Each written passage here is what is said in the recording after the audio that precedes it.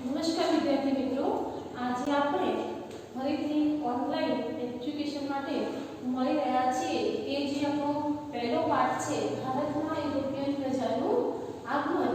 એના વિશે આપણે પહેલા ભાગમાં વાત કરી હતી કે યુરોપિયન પ્રજા આપણા દેશમાં કેવી રીતે આવે છે અને એમને કેવી રીતે વેપાર વિકસાવ્યો છે એની વાત કરી હતી અને નવા જળમાર્ગ શોધવાની પણ જરૂર પડી. એ સમયે યુરોપિયન પ્રજામાં કે જેમને નવો જળમાર્ગ શોધ્યો એમાં સૌપ્રથમ કોણ હતું? Christopher Columbus. એને જળમાર્ગ શોધ્યો નહોતો, પણ શું કર્યું હતું? એને જળમાર્ગ શોધવા માટેના પ્રયાસ કર્યા હતા. એના પછી આપણે ભણી ગયા વાસ્કો ગામા કે જેને આપણા દેશમાં એટલે કે ભારતમાં આવવા માટેનો જળમાર્ગ શોધવાની શરૂઆત કરી હતી. હવે પછી એના પછી આપણો ટોપિક છે ભારતમાં અંગ્રેજોની નજર. ભારત પર અંગ્રેજોની નજર. તો આપણે જોયું કે ઈસવીસન 1600માં ક્યારે ઈસવીસન 1600માં ઇંગ્લેન્ડની રાણી એલિઝાબેથ, ઇંગ્લેન્ડની રાણી કઈ? એલિઝાબેથ એ સમયમાં બ્રિટિશ ઈસ્ટ ઇન્ડિયા કંપનીની સ્થાપના થઈ. શું કહે છે કે ભારત પર અંગ્રેજોની નજર ઈસવીસન 1600માં ઇંગ્લેન્ડની રાણી એલિઝાબેથે એ સમયમાં ઈસ્ટ ઇન્ડિયા કંપનીની સ્થાપના કરી હતી. હિન્દુસ્તાન સાથે વેપાર કરીને ધનવાન થવાની ઈચ્છા ધરાવનાર આ કંપની હતી. આ કંપનીની પહેલેથી જ ઈચ્છા હતી કે આપણા દેશ સાથે વેપાર કરી અને ધનવાન બને. ત્યાર પછી ઈસવીસન 1608માં અંગ્રેજ વહાણ સુરત બંદરે પહોંચ્યું. શું કહે છે કે ઈસવીસન 1608ની અંદર અંગ્રેજ વહાણ એ હિન્દુસ્તાનના સુરત બંદરે પહોંચ્યું. તો હિન્દુસ્તાનની ધરતી પર પ્રથમ પગ મૂકનાર અંગ્રેજ કોણ હતો? હોકિન્સ હતો. કોણ હતો? હોકિન્સ. શું કહે છે કે હિન્દુસ્તાનની આપણી આ ધરતી છે, આ ધરતી ઉપર પગ મૂકનાર પ્રથમ અંગ્રેજ હોકિન્સ હતો. અને આ વહાણનો કપ્તાન કોણ હતો? આ વહાણનો કપ્તાન એ હોકિન્સ હતો. અને તે જહાંગીરને મળે છે. તે કોને મળે છે? જહાંગીરને મળે છે. અને જહાંગીરને મળવાથી તેને પરવાનગી મળતી નથી. જહાંગીર તેને એ આપણા દેશની અંદર એ બિઝનેસ કરવા માટે કે વેપાર કરવાની પરવાનગી આપતો નથી. પણ ત્યારબાદ શું થાય છે કે અવારનવાર સર ટોમસ રોય જહાંગીરને મળતો રહે છે અને જહાંગીર પાસેથી એ શું કરે છે? પરમિશન લઈ લે છે અને સુરતમાં વેપાર કરવા માટેની કોઠી સ્થાપવાની એને પરવાનગી મળી જાય છે. અને ત્યાર પછી દિલ્હીની સત્તા શાહજહાં પાસે આવી જાય છે. શાહજહાંએ અંગ્રેજોને બંગાળમાં વેપાર કરવાની છૂટ આપી. શાહજહાં શું કરે છે? અંગ્રેજોને વેપાર કરવાની છૂટ આપી. એકવાર ફરીથી જોઈ લઈએ. આપણને પ્રશ્નોમાં પણ પૂછી શકાય ભારત પર અંગ્રેજોની નજર એ ટૂંકમાં લખો તો ઈસવીસન 1600માં ઇંગ્લેન્ડની રાણી એલિઝાબેથના સમયમાં ઈસ્ટ ઇન્ડિયા કંપનીની સ્થાપના થઈ હતી. અને એ ઈસ્ટ ઇન્ડિયા કંપનીની સ્થાપના થઈ તો એ કંપની કે આપણા દેશની અંદર પોતે શું કરતી હતી? ધન કમાવાની ઈચ્છા ધરાવતી હતી અને ધન કમાઈ અને એ અમીર બનવા માંગતી હતી. બરાબર. પછી આપણી હિન્દુસ્તાનની ધરતી પર પ્રથમ પગ મૂકનાર કોણ હતો? હોકિન્સ હતો. અને જેને ઈસવીસન 1608માં અંગ્રેજો એ શું કર્યું હતું? એનું જે પહેલું વહાણ હતું એ સુરત બંદરે પહોંચ્યું હતું અને એનો કપ્તાન પણ હોકિન્સ હતો. તો આના આધારે આપણે કેટલાક પ્રશ્નો પૂછીએ અને તમે અંડરલાઈન કરતા હો કે ક્યાં કયો પ્રશ્ન પૂછી શકાય. તો બ્રિટિશ ઈસ્ટ ઇન્ડિયા કંપનીની ક્યારે અને શા માટે સ્થપાઈ હતી? તો બ્રિટિશ ઈસ્ટ ઇન્ડિયા કંપની ઇંગ્લેન્ડમાં ઈસવીસન 1600માં હિન્દુસ્તાન સાથે વેપાર કરવાની અને ધનવાન થવાની ઈચ્છા રાખનાર વેપારીઓ સ્થાપી હતી. અંડરલાઈન કરજો. પ્રશ્નો ભારતમાં પહેલું અંગ્રેજ વહાણ ક્યારે અને કયા બંદરે આવ્યું હતું?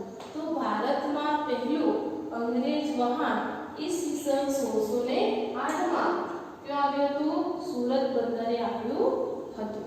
તો ભારતમાં સૌપ્રથમ આવનાર અંગ્રેજ વહાણનો કપ્તાન કોણ હતો? હોકિન્સ. એમ પણ પૂછી શકાય. તો કોણ હતો? હોકિન્સ. ભારતમાં સૌપ્રથમ આવનાર અંગ્રેજ વહાણનો કપ્તાન કોણ હતો? હોકિન્સ. અંગ્રેજ કપ્તાન હોકિન્સે મુગલ બાદશાહ ખાલી જગ્યા પાસેથી વેપારની કોઠી સ્થાપવાની પરવાનગી મેળવી લીધી. તો કયો રાજા હતો? જહાંગીર. મુગલ બાદશાહ શાહજહાએ અંગ્રેજોને વેપાર કરવાની છૂટ આપી હતી. તો શું આવે? સાચું કે ખોટું? તો સાચું. હવે એના પછીનો આપણો ટોપિક છે, શું છે આપણો ટોપિક? ફ્રેન્ચ લોકો. શું છે આપણો ટોપિક? ફ્રેન્ચ લોકો. તો ફ્રેન્ચોએ પણ ફ્રેન્ચ ઈસ્ટ ઇન્ડિયા નામની કંપની ઈસ્ટ ઇન્ડિયા નામની કંપની ઈસવીસન 1664માં સ્થાપી હતી. ફ્રેન્ચોએ શું કર્યું હતું? ફ્રેન્ચ ઈસ્ટ ઇન્ડિયા, અંડરલાઈન કરો, ફ્રેન્ચ ઈસ્ટ ઇન્ડિયા નામની જે કંપની છે એ કંપની ઈસવીસન 1664માં સ્થાપી હતી. તેમણે સુરત અને પોંડિચેરીમાં કોઠી સ્થાપી અને ફ્રેન્ચનો કંપનીનો વડો કોણ હતો? દુપ્લે. કોણ હતો? દુપ્લે એ એનો વડો હતો. જેને ભારતમાં યુરોપિયન સત્તા ભારતની અંદર યુરોપિયન સત્તાનો વિસ્તાર કરવા માટેની ઈચ્છા થઈ. આમ યુરોપિયન પ્રજામાં અંગ્રેજો અને ફ્રેન્ચો બે બળવાન કંપનીઓ એકબીજાની હરીફાઈમાં હતી. કઈ બંને કંપનીઓ? અંડરલાઈન કરજો, અંગ્રેજો અને ફ્રેન્ચો. આ બેની બળવાન જે કંપનીઓ હતી એ એકબીજાની હરીફાઈમાં હતી. આમાં ઘણી તકરારો થઈ, ઘણી લડાઈઓ થઈ અને છેવટે અંગ્રેજો સફળ થયા. તેમાં શું થાય છે? અંગ્રેજો સફળ થયા, પરંતુ ફ્રેન્ચો પાસે છેવટે પોંડિચેરી, માહે અને ચંદ્રનગર વગેરે થાણા વગેરે વેપારી મથકો રહ્યા. તો ફ્રેન્ચોએ પણ આપણા ભારતની અંદર એક વેપાર કરવાનો ઘણો એવો પ્રયત્ન કર્યો હતો. હવે આપણે પણ આ ટોપિકના થોડા પ્રશ્નો ઉત્તર જોઈ લઈએ. તો ફ્રેન્ચોએ ફ્રેન્ચ ઈસ્ટ ઇન્ડિયા નામની કંપની ક્યારે સ્થાપી હતી? તો ઉત્તર શું આવશે? અંડરલાઈન કરજો કે ફ્રેન્ચોએ ફ્રેન્ચ ઈસ્ટ ઇન્ડિયા નામની કંપની ઈસવીસન 1664માં સ્થાપી હતી. બીજો પ્રશ્ન એમ પૂછી શકાય કે ભારતમાં ફ્રેન્ચ ઈસ્ટ ઇન્ડિયા કંપનીએ કયા કયા વેપારીઓએ કોઠી સ્થાપી હતી? તો ભારતમાં ફ્રેન્ચ ઈસ્ટ ઇન્ડિયા કંપનીએ સુરત અને એટલે કે સુરત અને પોંડિચેરીમાં વેપારી કોઠી સ્થાપી હતી. એના પછીનો પ્રશ્ન છે કે ભારતમાં આવી ફ્રેન્ચ ઈસ્ટ ઇન્ડિયા કંપનીનો વડો ખાલી જગ્યા હતો. કંપનીનો વડો કોણ હતો? દુપ્લે. કોણ હતો? દુપ્લે. ભારતમાં સૌપ્રથમ અને સૌથી છેલ્લે કઈ યુરોપિયન પ્રજા આવી? એમ પણ પ્રશ્ન પૂછી શકાય. તો ભારતમાં સૌપ્રથમ પોર્ટુગીઝો આવ્યા અને છેલ્લે ફ્રેન્ચો આવ્યા હતા. હવે એના પછીનો આપણો ટોપિક છે કે બંગાળમાં અંગ્રેજોનો વેપાર. શું છે? બંગાળમાં અંગ્રેજોનો વેપાર. તો બંગાળમાં અંગ્રેજોનો વેપાર એમને ક્યાંથી શરૂ કર્યો એની આપણે વાત કરીએ કે ઈસવીસન 1651માં હુગલી નદીના કાંઠે. ત્યારે ઈસવીસન 1651માં હુગલી નદીના કાંઠે અંગ્રેજોએ પહેલા વેપાર કરવાની શરૂઆત કરી હતી. પોતાની કોઠી સ્થાપી આજુબાજુ કિલ્લો બાંધી અને પોતાના રક્ષણ માટે સૈનિકો રાખ્યા અને મુગલ બાદશાહ ઔરંગઝેબ પાસેથી વાર્ષિક ખંડણી એટલે કે રકમના બદલે કરવેરો આપ્યા વગર વેપાર કરવાની એમને પરમિશન લીધી. શું કહે છે કે ઈસવીસન 1651 માં હુગલી નદીના કાંઠે એમની કોઠી સ્થાપી અને કોઠી સ્થાપ્યા પછી એની આજુબાજુ કિલ્લે ફરતી કરી અને એ રક્ષા કરવા માટે કેટલાક સેનાપતિઓને નિમ્યા. પરંતુ મુગલ બાદશાહ ઔરંગઝેબ પાસેથી એમને એ જે કંઈ વેપાર કરે છે એ વેપારનો કર ન ભરવો પડે એમની પણ એમને ભલામણ કરી અને એની પણ પરવાનગી લઈ લે. શું કરે છે? પરવાનગી લઈ લે છે. અને પછી કંપની એ વધુને વધુ એ ધન કમાવા લાગે છે. પરંતુ એ કર ન મળવાના કારણે શું થાય છે? બંગાળની અંદર એ આવક ઘટી જાય છે. એમાં એવું પણ બને છે કે બંગાળને કરમુક્ત કરવા જ્યારે એમને કરમુક્ત કર્યા એટલે એ સમયમાં કંપની તો બરાબર છે, પરંતુ એમના જે વ્યક્તિગત અધિકારીઓ હતા એ અધિકારીઓ પણ પોતાની રીતે વેપાર કરતા હતા અને કર પણ ભરતા નહોતા. એટલે બંગાળમાં કરવેરાની આવક શું થઈ જાય છે? ઘટી જાય છે. જેને બંગાળના નવાબ મુર્શદ અલી ખાને એનો શું કરે છે? વિરોધ કરે છે અને આ વિવાદ દિન પ્રતિદિન વધતો જાય છે. આ વિવાદ એટલે કે એમના જે ઝઘડાઓ છે એ દિન પ્રતિદિન શું થાય છે? વધતા જાય છે. અંતે એના પરિણામ ઈસવીસન 1757માં પ્લાસીનું યુદ્ધ થાય છે. હવે પ્લાસીનું યુદ્ધ કેવી રીતે થયું એના વિશે આપણે વાત કરીએ તો એ પહેલા એ આપણે બંગાળમાં અંગ્રેજોનો વેપાર એના પ્રશ્નો ઉત્તર જોઈ લઈએ. તો બંગાળમાં અંગ્રેજોએ સૌપ્રથમ કયા સ્થળે વેપાર કર્યો હતો એમ પ્રશ્ન પૂછી શકાય. તો બંગાળમાં અંગ્રેજોએ સૌપ્રથમ હુગલી નદીના કાંઠે વેપાર કર્યો હતો. અંડરલાઈન કરો. ઈસવીસન ખાલી જગ્યામાં હુગલી નદીના કાંઠે અંગ્રેજોએ પહેલવેલો વેપાર કરવાની શરૂઆત કરી હતી. તો 1651માં એમ પણ પ્રશ્ન પૂછાય કે અંગ્રેજોએ કયા મુગલ બાદશાહ પાસેથી વાર્ષિક ખંડણીના બદલામાં કરવેરો આપ્યા વગર વેપાર કરવાની પરવાનગી મેળવી હતી? તો અંગ્રેજોએ ઔરંગઝેબ પાસેથી વાર્ષિક ખંડણીના બદલામાં કરવેરો આપ્યા વગર પોતાનો વેપાર કરવાની પરવાનગી મેળવી હતી. એમ પણ પૂછી શકાય કે અંગ્રેજોના આગમન બાદ બંગાળની કરવેરાની આવક ઘટી ગઈ, કારણ આપો. આમ પણ કારણ પૂછી શકાય. તો ઉત્તર શું આવે? અંડરલાઈન કરજો. કંપનીને વધુને વધુ ધન કમાવાની ઈચ્છા હતી અને બંગાળને કરમુક્ત વેપાર કરવાના ફરમાનમાં ફક્ત કંપનીને જ કરમુક્ત કરી હતી. ફક્ત કંપનીને જ કરમુક્ત કરી અને વેપાર કરવાની છૂટ આપી હતી. પરંતુ કંપનીના કેટલાક અધિકારીઓ એ વ્યક્તિગત વેપાર કરતા હતા તો પણ કર આપતા નહીં. આથી બંગાળની જે આવક હતી એ શું થઈ ગઈ? ઘટી ગઈ. પ્રશ્ન એમ પણ પૂછી શકાય કે બંગાળના કરવેરાની આવક ઘટતા નવાબ ખાલી જગ્યાએ વિરોધ કર્યો. તો મુર્શદ અલી ખાને. કોને વિરોધ કર્યો? તો મુર્શદ અલી ખાને. એના પછી છે પ્લાસીનું યુદ્ધ. ક્યારે થયું? તો કે પ્લાસીનું યુદ્ધ ઈસવીસન ખાલી જગ્યામાં થયું. તો શું આવશે? 1757માં એ પ્લાસીનું યુદ્ધ થયું. હવે પ્લાસીનું યુદ્ધ છે એ કેવી રીતે થયું? આપણે એને બરાબર ઊંડાણપૂર્વક જોઈએ. તો ઈસવીસન 1756માં સિરાજ ઉદ્દૌલાએ બંગાળનો નવાબ બન્યો. કોણ બને છે? સિરાજ ઉદ્દૌલા એ બંગાળનો નવાબ બને છે. એની અંગ્રેજો પર ધાક હતી. અંગ્રેજો શું હતા? એ આ નવાબથી ડરતા હતા અને અંગ્રેજો એ આ નવાબને પસંદ કરતા નહોતા. એટલે સિરાજે બંગાળનો નવાબ ન રહે, સિરાજ ઉદ્દૌલા એ બંગાળનો નવાબ ના રહે તે માટે અંગ્રેજોએ કપટ નીતિ અપનાવી. કેવી નીતિ અપનાવે છે? કૂટનીતિ અપનાવે છે અને તે હરીફોની મદદથી સિરાજ ઉદ્દૌલાએ કંપનીને હુકમ કર્યો એ કંપનીની રાજ્યમાં કંપનીનું જે રાજ્ય છે એની બાબતમાં દખલ કરવાનું નહીં.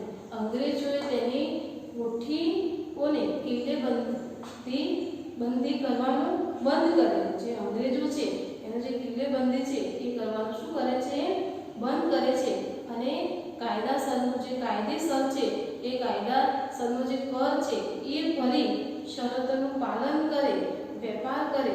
બરાબર, શરતોનું પાલન કરે અને વેપાર કરે. આ બાબતે બંને પક્ષોમાંથી પણ સમાધાન કરવા માટે તૈયાર નહોતા. તેથી નવાબે 30,000 કેટલા 30,000 સૈનિકોને સાથે રાખી અંગ્રેજોની કોઠી પર હુમલો કર્યો અને નવાબની ફોજે અંગ્રેજોને શું કર્યું? બંદીવાન બનાવી અને વાહનોને તોડી નાખ્યા, વાહનોને ઘેરી લીધા. એમાંથી અંગ્રેજ સેનાએ રોબર્ટ ક્લાઇવ આગેવાનીમાં વળતો હુકમ કર્યો કે રોબર્ટ ક્લાઇવે સિરાજ ઉદ્દૌલાને એક સેનાપતિ હતો અને જેનું નામ શું હતું? મીર જાફર ને નવાબ બનાવવાની લાલચ આપે છે અને એ લાલચથી એ રાજી થઈ જાય છે અને પ્લાસીના યુદ્ધમાં ક્લાઇવ સિરાજ ઉદ્દૌલાને હરાવી અને દગાથી એનું ખૂન કરી નાખે છે. તો ભારતમાં કંપનીની આ પહેલી લડાઈ હતી. ભારતમાં કંપનીની શું હતી? આ પહેલી લડાઈ હતી કે જેમાં ભારતમાં અંગ્રેજોની સત્તાની શરૂઆત થવાની હતી અને માટે આ લડાઈ ભારતના ઇતિહાસમાં મહત્વની ઘટના ગણાય છે અથવા તો ઘટના ગણાય છે અને આ બનાવથી ભારતનો ઇતિહાસ બદલાય છે. અને ત્યાર પછી આપણો છેલ્લો ટોપિક છે બક્સરનું લડાઈ. આપણો છેલ્લો ટોપિક શું છે? બક્સરની લડાઈ.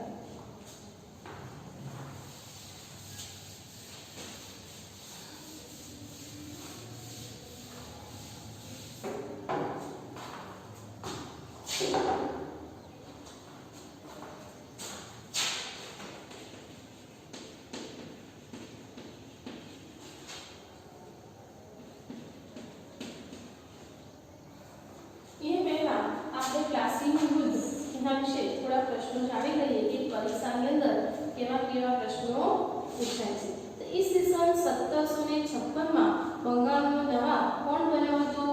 સિરાજ ઉદ્દૌલા. સિરાજ ઉદ્દૌલાએ કેટલા સૈનિકો સાથે રાખીને અંગ્રેજ કોઠી પર હુમલો કર્યો હતો? કેટલા સૈનિકો હતા? 30,000. કેટલા સૈનિકો હતા? 30,000. અંડરલાઈન કરજો. રોબર્ટ ક્લાઇવે બંગાળના નવાબને સેનાપતિ ખાલી જગ્યાએ નવાબ બનાવવાની લાલચ કોને લાલચ આપી હતી? મીર જાફરને. કોને લાલચ આપી હતી?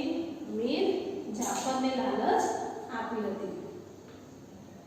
હવે એમ કારણ પૂછી શકાય કે સિરાજ ઉદ્દૌલાએ અંગ્રેજ કોઠી પર હુમલો કર્યો. કારણ કે સિરાજ ઉદ્દૌલાએ અંગ્રેજ પર ધાક હતી. અંગ્રેજો એનાથી ડરતા હતા. એટલે સિરાજ ઉદ્દૌલાએ અંગ્રેજોને શું કરે છે? હુકમ કરે છે. અંગ્રેજોને શું કરે છે?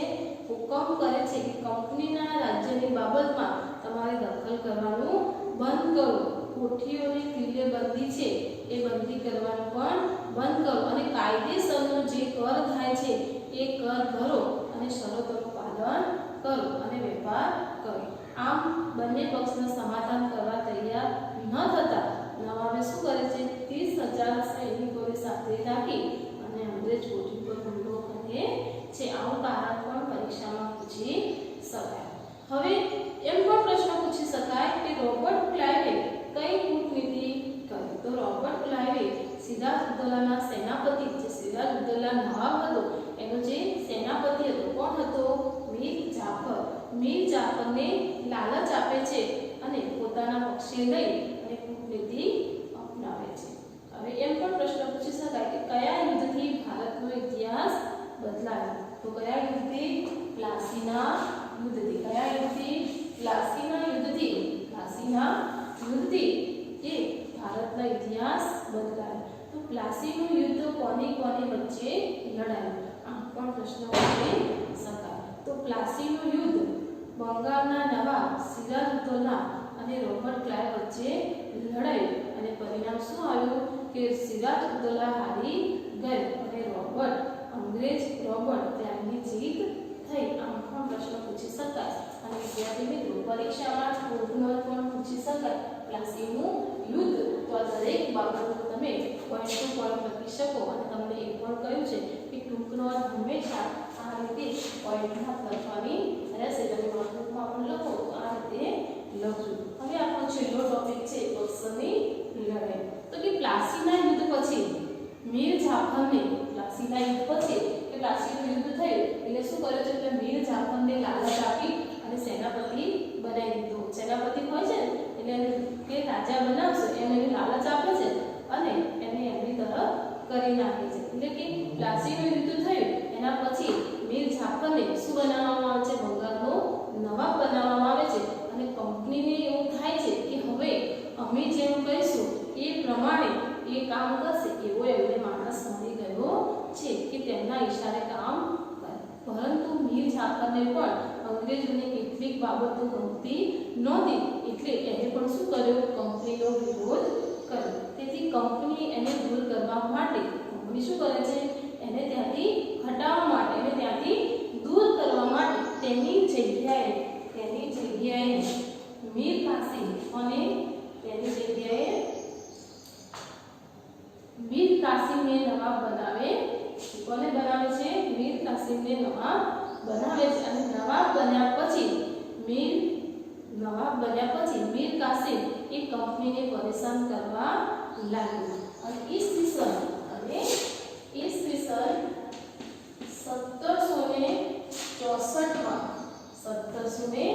1764માં એ બક્સરની લડાઈ દ્વારા મીર જાફરને બંગાળનો નવાબ બનાવી દીધો. અને ઈસવીસન 1765માં એ મીર જાફરનું શું થાય છે? મૃત્યુ થાય છે. અને ત્યાર પછી ક્લાઇવ ખુદ બંગાળનો નવાબ બની બેસે છે. આમ બંગાળથી શરૂ થયેલા અંગ્રેજ શાસનને પૂરો ભારતને કેવી રીતે ગુલામીના જંજીરમાં ઝંખી લીધું અને ઈસ્ટ ઇન્ડિયા કંપની એક વેપારી કંપનીમાંથી આગળ વધતા આખા ઉત્તરને શક્તિશાળી સત્તા બનાવી દીધી. તો વિદ્યાર્થી મિત્રો આજે આપણે આ પાઠની અંદર કે ભારતમાં યુરોપિયન પ્રજાનું આગમન એમાં ઘણી બધી વિશેષ વાતો કરી કે Christopher Columbus, Vasco da gamma, Dutch લોકો, ફ્રેન્ચ લોકો, બરાબર. પછી ભારતમાં અંગ્રેજોની નજર, બંગાળમાં અંગ્રેજોનો વેપાર, પ્લાસીનું યુદ્ધ અને બક્સરની લડાઈ એના વિશે વાતો કરી. અને જ્યાં જે પણ પ્રશ્નો પૂછાય એ પ્રશ્નો પણ મેં તમને સમજાવવાનો પ્રયત્ન કર્યો છે. તો વિદ્યાર્થી મિત્રો તમે પાઠને બરાબર ધ્યાનથી સમજો. પાઠ જરાય અઘરો છે નહીં. તમે